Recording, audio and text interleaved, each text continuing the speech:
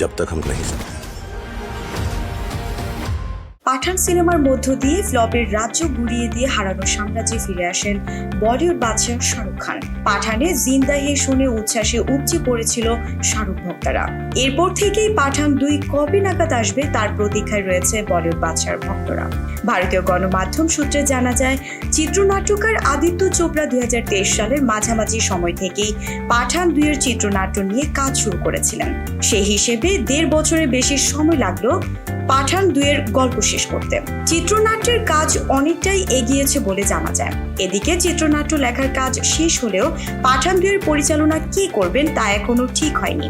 তবে পাঠানের পরিচালনা করেছিলেন সিদ্ধার্থ আনন্দ। তিনি এই মুহূর্তে কিং সিনেমার কাজ নিয়ে ব্যস্ত সময় পার করছেন। এপ্রিল মাস নাগাদ তার ওই ছবির শুটিং শুরু হবে বলে জানা যায়।